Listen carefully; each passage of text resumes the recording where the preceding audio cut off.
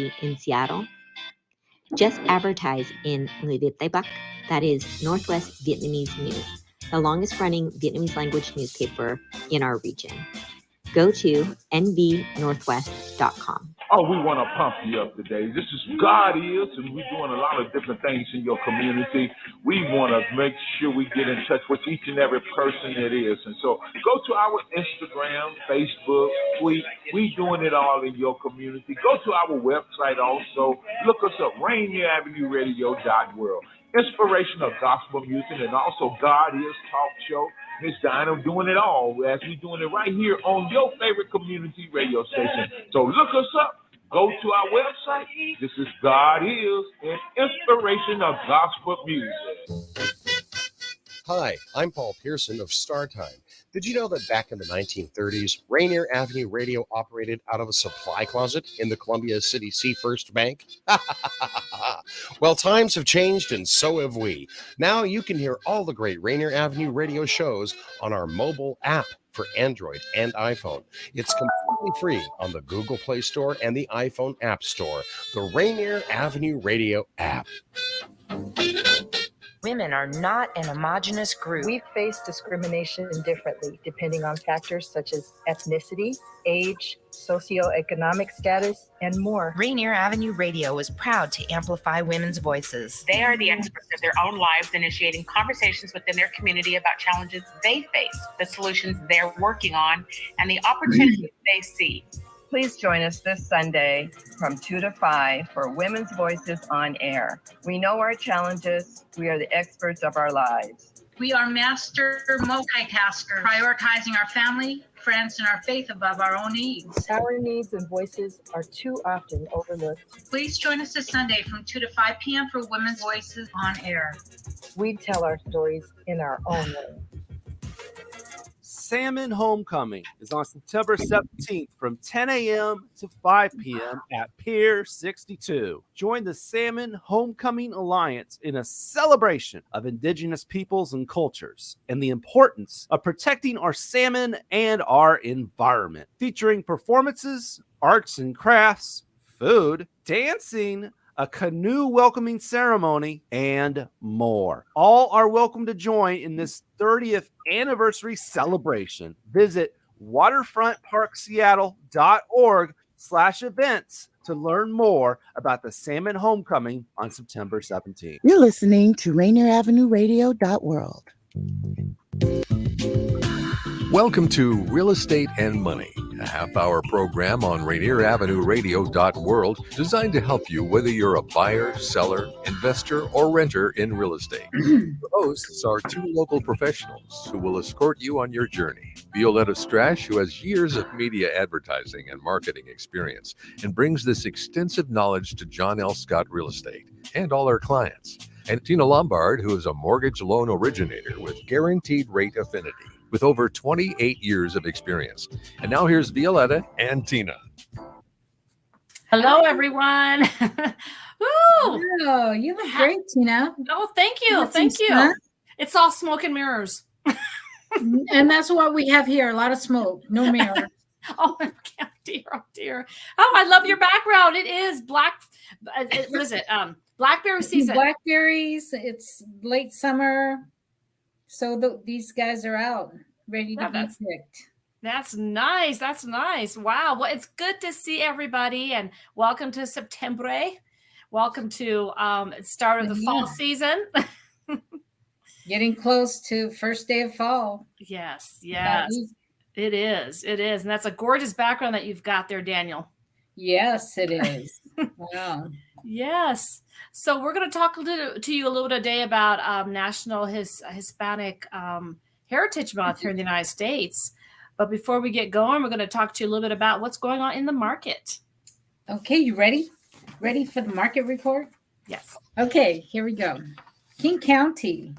Last week, we had 612 homes active, 399 homes sold at an average price of $1,139,000 in King County.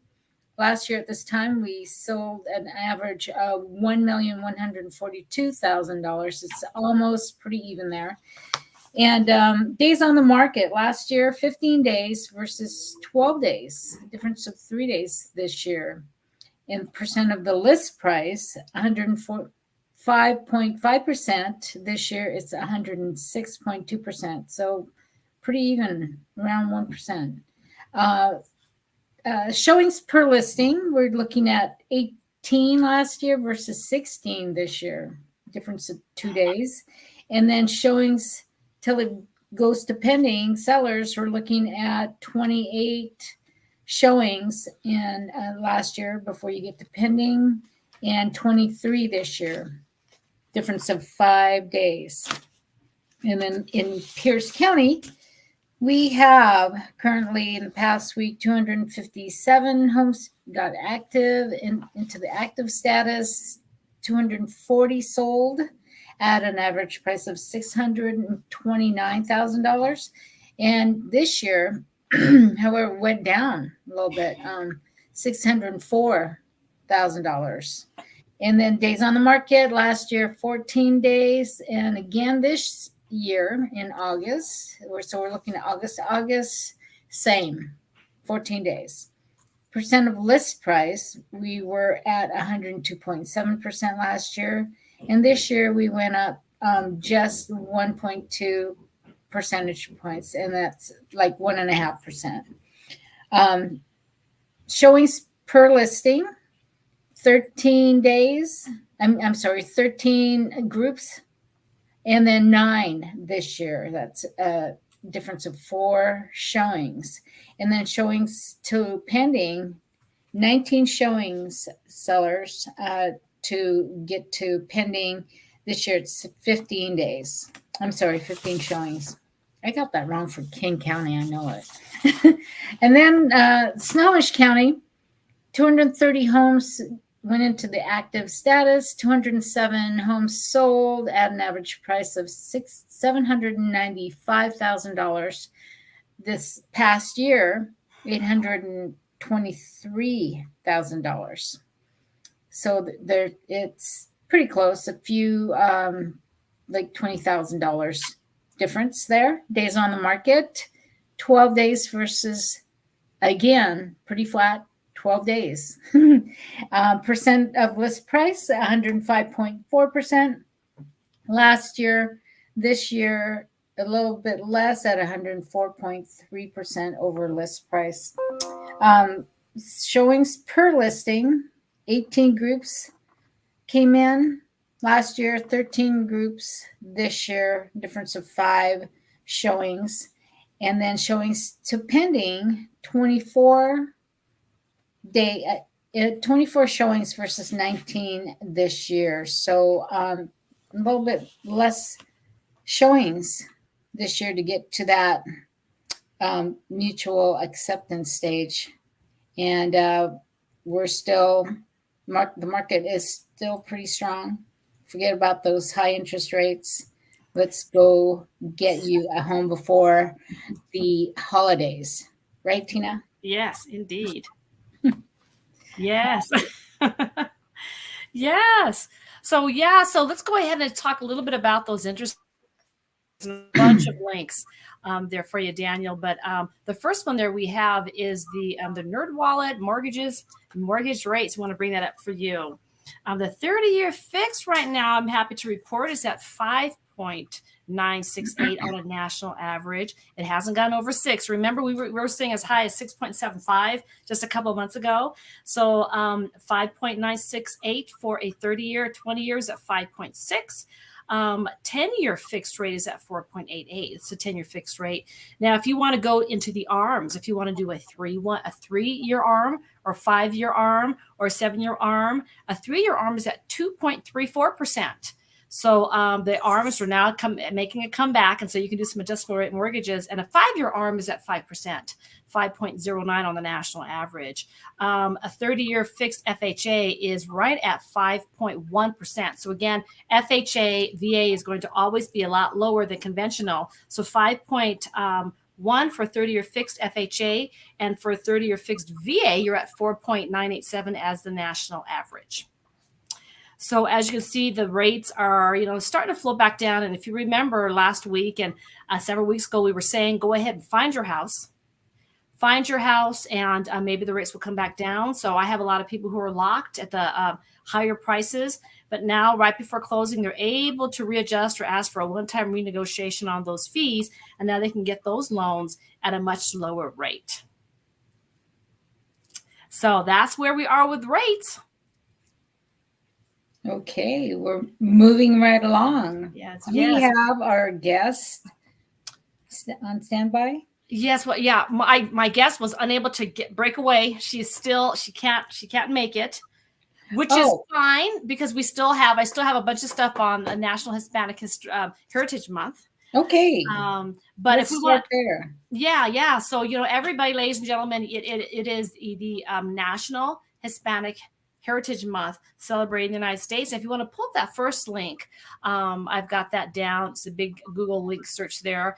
And it says that it is National Historic it's Heritage Month, September 15th through October 15th.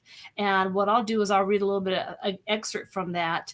But it's where we actually celebrate the Hispanic heritage for the month.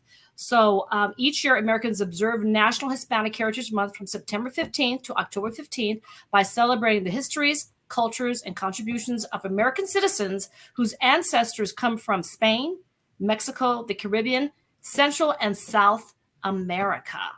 So we want to kind of talk to everybody out there in real estate land about the importance of celebrating the Hispanic heritage for this month and how it affects your home buying, how it affects how you see houses and how you get your lending and so on and so forth. But first of all, I also want to show some celebrations that are going on in Seattle, V. So if you're in Seattle, or actually let's start with Denver. My first link I have is Denver. It's the www.denver.org. If you can show that really quick, Daniel. These are some of the goings-ons here in the Denver area. How to celebrate National Sport in Denver. And so you'll see we've got fashions of Carlo Fernandez. There's actually a Hispanic fashion show that they have, a big giant fashion show they have in central Denver. There's different things going on throughout the month within Denver. There's restaurants, there's museum, there's different bands, there's different festivals, there's a night of jazz, some Latin jazz bands coming on. There's like I said, it's Latin Fashion Week here in Denver, and they celebrate that throughout the Colorado area and the Denver area. There's also a bunch of art that you can see at the Denver Museum of Art. So if you want to get out there and get a cultural taste of our Hispanic culture, there is a good link for you. Our next link I'm going to bring up is Seattle, the Seattle Center link that we have here. Yeah. And it's going to feature some goings-on at the Seattle Center. So, Daniel, can you bring that up really quick for us? There you go. So if you just want one place to go and celebrate everything right there with food and dance and music and celebration, you want to head down to the Seattle Center. I just pulled up seattlecenter.com, and it shows a whole bunch of different activities going on. And we just want to encourage you to get out and celebrate. There's going to be food there. There's going to be dance. There's going to be music. There's going to be a lot of people within the community coming out and kind of showing their wares and all celebrating together. So that is another place you can go and celebrate there in Seattle. Mm-hmm. Yes. Yeah, I used to, when I was over at Radio Sol and La Jefa radio stations here in Seattle, we'd celebrate Fiestas Patrias at the Seattle Center. It was a real fun event. Of course, there's always a lot of food, a lot of music, great music. And there was even boxing at the Seattle Center. They bring in a few key boxers and just a huge celebration for the entire community. A lot of fun. And the food was just always so fabulous. You used to do radio remotes there, didn't you? What? I'm sorry? You did radio remotes. Yes, we did. We did. We were on site and give away prizes. There's always games involved, prizes to be given out, and competitions, dances. There were groups that came, the Bailadores de Bronce, and those are and then the mariachi groups that came through. Real nice. Real nice of them. Wow. Well, we're at the halfway mark, but you want to stay tight because when we come back, we're going to be talking to you about how housing looks for people within the Hispanic community. Okay. Tune in to Real Estate and Money every Tuesday afternoon from 2:30 to 3 here on Rainier Avenue Radio.world. Join your hosts Violeta Strash with John L. Scott Kent North and Tina Lombard with Guaranteed Rate Affinity. They'll help you navigate the waters of our volatile real estate market and offer you some guidance on how to make your hard-earned money work to make your dreams come true. Learn about current trends, get tips on financial matters, and have fun, interactive discussions about your home inside and out. That's Real Estate and Money. Okay. Great. Tina, let me ask you this. What is your favorite Mexican food? Or Spanish, whatever. Wow. Well, a lot of the my favorite dishes are the Filipino crossovers, like the adobo, pork adobo, the rice. Can't get enough of the rice. A lot of the grilled, the seafood dishes are amazing. So we can't get enough of the seafood and the ceviche. Yeah. Oh, yeah. And, then you got the leche flan. I can't get enough of that either. Flan, yes. Yeah. Almost the same. And, what I like, this Spanish paella. Oh, gosh. Come on now. Yes. Amazing. Absolutely. And all the tapas, from the hams to the different olives and like our tempanades, just on bread. And chips and salsa, homemade guacamole. I do that all the time. It's funny. I went to a festival at the Denver Opera House just the day before yesterday, and it was Artisto Colorado Dance Company, and they had the trade commissioner from Mexico there. They had a dance troupe of about 100 different people. The place was sold out, and their goal was to raise $50,000, and it was a magnificent, magnificent event. And it mirrored a lot the Filipino community and the Bayanihan dance company that went around the world. Mm-hmm. And this dance company was absolutely phenomenal. It celebrated ancient dance to more Renaissance dance and then modern day dance and all the cultural folklorical dances. And it was an absolute stunning, stunning event. They had about, I think, had a 20-piece mariachi band that sang besides in the orchestra pit. It was absolutely amazing. And it was something because here in Colorado, it's about 34% Hispanic within the state of Colorado. So we have a huge, huge community that has offered so much contribution to the state and the progress and success and the monetary economic factors of the state. So this is one of the reasons why we're trying to pay homage. It's such a vital part of our community. So, Violeta, she actually did run a Hispanic advertising company, correct? Nationwide? Well, I ran a couple of Hispanic radio stations here in Seattle, and then Univision Spanish language TV here in Seattle. Yeah. Did a lot of events. You kind of started that, didn't you? Didn't you bring like Jorge and everybody to Yeah, I hired people, and we did guerrilla marketing because there was not a lot of radio media here in Seattle. There was one little radio station, and now they're very, very little. There's quite a few of them here, radio stations, and of course a big powerhouse TV network from Mexico, Univision Spanish language TV, out of at that time it was Fisher Communications, so it was part of the Como TV group. Yes. They hired me to start Univision over there. That's how we met, right? We met selling radio, right? Christian radio and then Latin radio. Yeah. Radio Soul. Yes. Yeah, it's all about dancing, right? And eating. And I took dance lessons at the Century Ballroom. Oh, I remember. Yeah, and it was so much fun. But there are people that are very zealous about the dancing, and at some point I had to say, "You are not the boss of me. Let me dance on my own.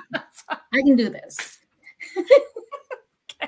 But anyway, always a lot of fun, interesting dynamics with people. We've been, street fairs. Oh, the one thing you guys should go to is Emerald Downs. They have Latino Day at the racetrack.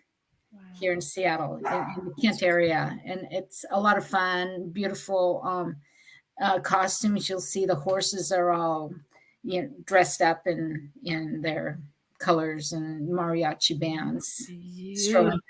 Mm-hmm. Beautiful. So, so it's all the cultures here in Washington State and Colorado have really, really blended. And as far as housing is concerned, though, there are still challenges as far as fairness, discrimination, equal lending opportunities, fair lending. That is still a challenge. Yeah, And, Tina, let me ask you this. I10, and tell us what I10 stands for, but that has been an issue with a few people in the Hispanic community. Yes, the I10 is the individual tax identification numbers that people who are coming here to America, they have that instead of a social security number. And it's complete legitimate, it's complete, it's nothing illegal or anything about it. It's just an identification number they use in place of a social security number while they're applying for citizenship. And why is there a difference in financing? Well, the thing is, they are citizens of another country and they're applying for citizenship here. So, it's hard for a lender to give money to somebody because if they should leave, they'll leave to their country and there's no way you can go across and try to capture or regain your money back. So the risk factor is a whole different set of risks when it comes to somebody who is not a citizen here. So that's where the risk factor comes in. But I've done about 30 loans, I10 loans in the last couple of years. And we pull up the I10 numbers just like we use a social security number. We use it to pull credit. It's usually on their W-2s or what have you. A lot of people with I10 loans are self-employed or they have kids who are DACA. And they legitimately have business and they usually put 15 to 20% down on a home and can get their home. And so, I do a lot of those. I do a lot of loans in the Hispanic community that are FHA, that are VA, that are regular conventional loans. But if you do have somebody that that is using an I-10, we certainly can do those loans. Especially if you're a business owner. A lot of people with I-10 loans, for whatever reason, they can't find gainful employment because of the artificial fear that employers have hiring somebody with an I-10 loan. So a lot of them actually have their own businesses and are very successful in their businesses and their tax returns more than qualifies them income-wise for a loan. So if you do have an I-10 loan, I encourage you, and some people have I-10s and they may have used or been given a false social security number when they first came to this country. There were some places in Chinatown that actually was selling false social security numbers under the pretense that they were the social security department. Well, those things happen and a lot of lenders understand that. So even if you have a W-2 or a pay stub with an old social security number that is not valid, but you have an actual 10, we don't care. We just, a lot of times we say, okay, great. We understand that you've got your I-10. We'll verify your employment, whatever numbers on there, what have you, so don't be scared. Yeah. So, and the majority though of the Hispanic loans that I do, I'm second generation Filipino. A lot of the Filipinos in Seattle are fourth generation Filipinos.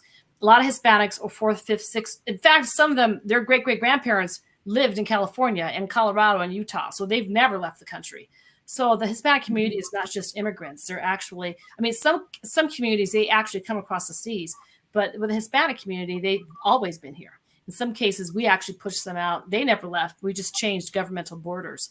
So I wanted to bring up really quickly, I wanted to bring up a link. Can you bring that up, Daniel? It's a link to bankrate.com and it shows Hispanic ownership. If you scroll down, there's kind of a graph, a semi-graph.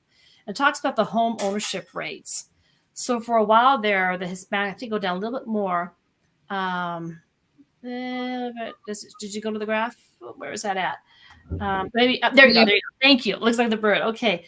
So it talks about the Hispanic ownership and how it was very prevalent in 2010. And then it came back down in 2014. Then they had a hard time shuffling. Now, if you go back up to 2019, the Hispanic home ownership rate is 47.5%. So you see there's a good amount of Hispanics that live in the United States, which actually they own their homes. And thank you, Daniel. That's all I need from that graph. But, like I said, a lot of my realtors who deal with the Hispanic community specifically, there is no, what is it called? There is no, this is what they make, this is what they buy. There isn't some of the most successful and the most rich realtors that I know are Hispanic. and they've been Hispanic for, I mean, they've taken care of the culture. A lot of the global luxury summits or global luxury clientele that we have are Hispanic. And then you have people who just moved here and they've got kids that are co-borrowing with them, and their kids are DACA. So you do have a economic range of people who are just getting to the country, and people who've been here, 4 or 5 generations, or have been here since the beginning of time. So, and as far as being, and you can close that now, Daniel. But our main concern is for people when they do apply for a loan, is to make sure they're not discriminated against and they're not treated fairly. So one of my friends, he is the most successful realtor that I know, period, and personally, and he's Hispanic. And a lot of people don't know, what have you, but a lot of times if there's a Hispanic surname, people automatically assume they're going to need a Spanish-speaking processor, a Spanish-speaking loan officer, and a Spanish-speaking title rep. And the person's like, "What are you talking about? I'm Chicano, from LA. What are you talking about?" With me, if I have a client last name Sanchez or Gonzalez or Espesola, they think, "Oh my God, they have to have a Spanish-speaking processor," And it's like, what are you talking about? This person owns, this company, or owns, Azteca or something like that, So we cannot discriminate. And the biggest challenge I see in the Hispanic community, just being a loan officer, is that you've got a lot of stereotypes, which is unfair. And they're priced differently. They're not shown certain neighborhoods. Some of the realtors themselves won't show them certain neighborhoods, won't, show them houses over $1 million, just assuming, that sort of thing. So that's what we have to break. We have to make sure that people within the community are actually showing houses they qualify for. They get a fair chance at actually getting loans approved at what they qualify for. If somebody has a W-2 making $544,000 a year and they're Hispanic, that underwriter does not question that. And it's all about fair housing. We have to practice that, right? As realtors, as mortgage brokers, we need to adhere to non-discriminatory practices. Yeah. And make sure that, certain neighborhoods, you say, hey, you need to live in this neighborhood because this is where all the Hispanics are. That's like, that's just so wrong. So wrong, so many levels. Hey, how much you qualify for? You qualify for $3.8 million. Okay, great. This is the neighborhood where you can find $3.8 million homes. And be fair like that. Hey, you need private banking. I can't tell you how many people, when I worked at the bank, they should have been in private banking, but because of their surname, private banking never marketed to them and never took care of them. So I took care of them, and I became the number 1 loan officer in 5 states. Not because I did anything special, but because I basically looked at people on their network and on their economic and their financial profile, as opposed to the color of their skin or their surname. So this is one of the biggest challenges in the Hispanic market. And that's also in the Filipinos, because our names, the surnames, could be either, Latino or Filipino, because the Spaniards came and conquered the Philippines. Mm-hmm. So that's where it's so similar. The culture, everything is very similar, right? Okay. Yes. And I know time's up here, but, if you think about it, the first Filipino came in the 1400s or, and they landed in San Diego, and they lived in the peninsula of Mexico. So there's a lot of crossover between the Hispanic community and the Filipino community. And we do still have the same housing rights and things that we have to be aware of. There you go. Call one of us. We'll set you straight on that. Okay? Smack you around a little bit. Yeah. Okay. Well, on that note, we want to thank you all for joining us today on Real Estate and Money. I'm Violeta Strash with John L. Scott. And I'm Tina Lombard with SunWest Mortgage. We'll talk about that next time. Okay. Thank you, everyone. Have a good one. Bye-bye. Bye-bye. You've been listening to Real Estate and Money with your hosts, Violeta Strash and Tina Lombard. For more information, call 206-717-4490. That's 206-717-4490. Go to the Rainier Avenue Radio.world website to find the Real Estate and Money schedule, or tune into our live show every Tuesday afternoon from 2:30 to 3. We will help you find your dream home.